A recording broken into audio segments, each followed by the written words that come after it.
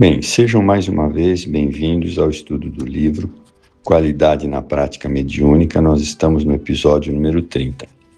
Está fazendo aqui uma avaliação dos médiuns, dos doutrinadores, dos dirigentes e agora dos resultados. Então tem uma pergunta aqui. E a reunião mediúnica em si, os seus resultados precisam de algum tipo de avaliação ou bastará que as pessoas avaliem a sua atuação que tiveram? Resposta.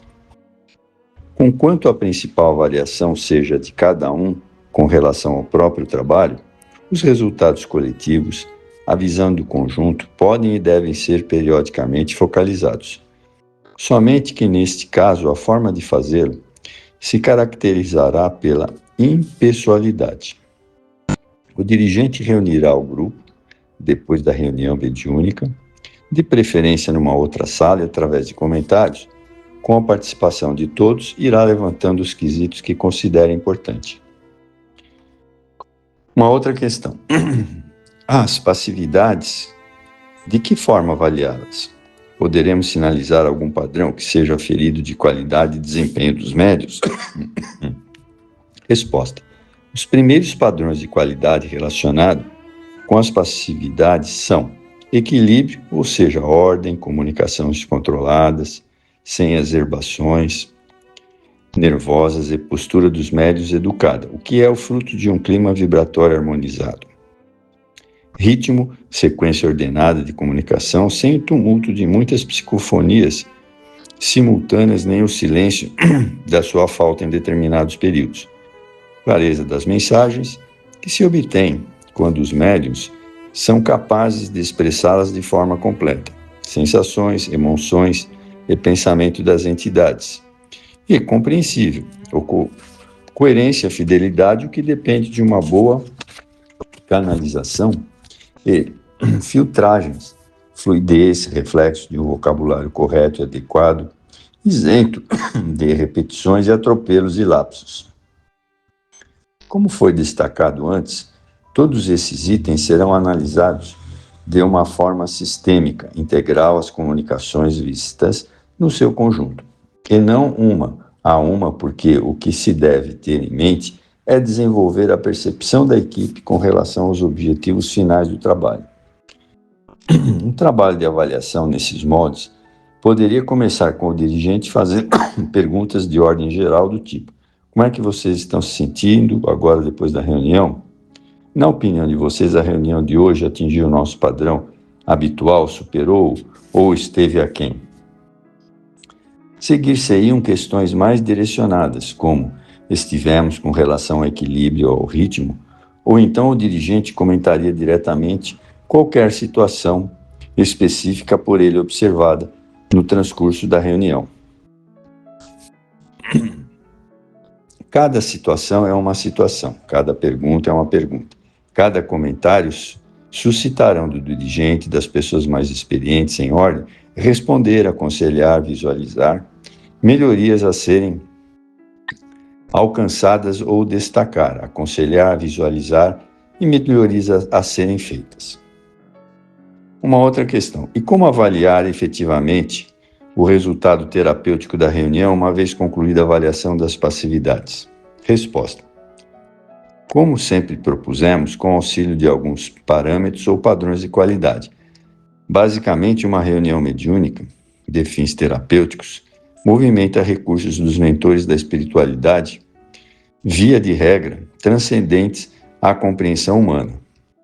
Mas a contribuição energética dos médiuns de incorporação, através do choque anímico, e mais a colaboração dos doutrinadores, que se utilizam da energia da palavra reforçada quando necessário, pela oração, pelo passe magnético, pela sugestão e pela regressão.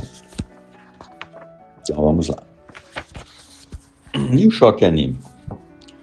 Aqui tem uma pergunta. O que é o choque anímico e como funciona a terapêutica nas reuniões mediúnicas? Podemos dizer que toda a contribuição energética do médium em transe a favor do espírito comunicante é choque anímico. Manuel Filomeno de Miranda, espírito, em 3 de suas obras especializadas em desobsessão, explica com detalhes o fenômeno. Deixamos que ele responda. Nas fronteiras da loucura, capítulo 25 e 26. Imantado o espírito a um médium educado psiquicamente, se sentia parcialmente tolhido com os movimentos limitados e porque, utilizando os recursos da mediunidade, recebia, por sua vez, as vibrações do encarnado que, de alguma forma, exercia influência sobre ele. Compreendendo o dirigente da reunião, depois de dialogar com o espírito, que mais nada poderia ser feito naquela conjuntura e, inspirado por Dr. Bezerra, passou a aplicar passes no médium, enquanto o mentor desprendia a Ricardo o espírito após o que comentou. A etapa inicial do nosso trabalho coroa-se de bênçãos. Desejamos produzir um choque anímico em nosso irmão para colher resultados futuros. A partir daquele momento, o espírito passou a experimentar sensações agradáveis a que se desacostumaram. O mergulho nos fluidos salutares do médium proporcionou-lhe uma rápida desintoxicação, modificando-lhe por um momento, embora a densa psicosfera em que se situava, né? Ou seja, quando há incorporação, né, esse choque, que é o choque anímico, né, o espírito passa a ter vida novamente, ele sente a vida, ele começa a raciocinar de novo, ele sente a respiração, sente a fala, né? É muito importante isso. O choque anímico decorrente da psicofonia controlada debilitou, fazendo adormecer por largo período. Não era, todavia, um sono repousante, senão o desencadear das reminiscências desagradáveis impressas no inconsciente profundo que ele utilizava com o descontrole das paixões inferiores acerbadas. Sonhava naquele momento com os acontecimentos passados, ressuscitados os clichês mentais arquivados. Aquele estado, no entanto, fora previsto pelo mentor ao conduzi-lo à psicofonia, de modo a produzir-lhe uma catarse inconsciente, com vistas às futuras liberações psicoterapêuticas que estavam programadas.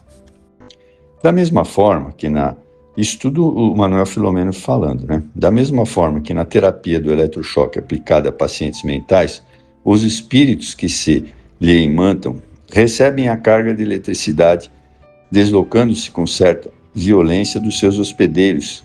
Aqui aplicamos o choque anímico através da incorporação, psicofonia atormentada, e colhemos resultados equivalentes. Do mesmo modo que o médium, pelo perispírito, absorve as energias dos comunicantes espirituais, que no caso de estarem em sofrimento, perturbação ou desespero, de imediato experimenta uma melhora, por diminuir-lhe a carga vibratória prejudicial. A recíproca é verdadeira. Trazido o espírito rebelde ou malfazejo ao fenômeno da incorporação, o perispírito do médium transmite-lhe alta carga fluídica animal que, bem comandada, aturde-o, falo quebrar algumas e mudar a maneira de pensar. Consideramos o médium como um ímã, e os espíritos em determinada faixa vibratória, na condição de limalha de ferro, que lhe sofrem a atração e, após fixarem, permanecem por algum tempo com a imantação de que for objeto. Do mesmo modo, os sofredores atraídos pela irradiação do médium absorvem-lhe a energia fluídica, com possibilidade de demorar-se por ela impregnada. Sob essa ação, a teimosia rebelde, a ostensiva, maldade e o contínuo ódio diminuem, permitindo que o receio se instale no sentimento, tornando-os maleáveis às orientações e mais acessíveis à condução para o bem, qual ocorre na Terra com determinada súcia de poltrões e delinquentes. A ação da polícia inspira-lhes mais respeito do que a honorabilidade de uma personalidade em consideração.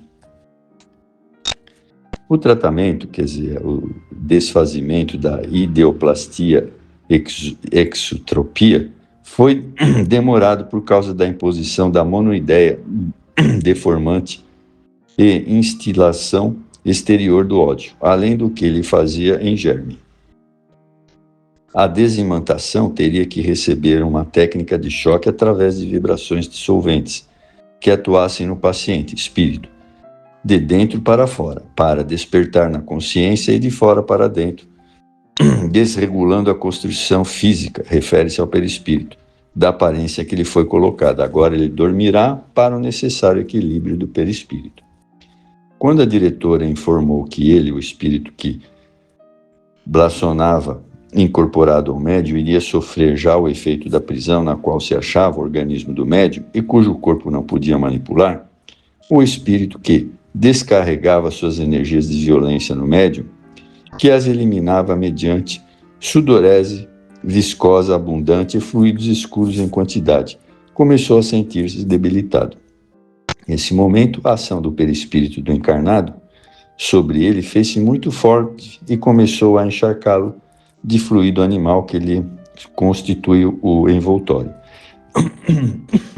Essa energia de constituição mais densa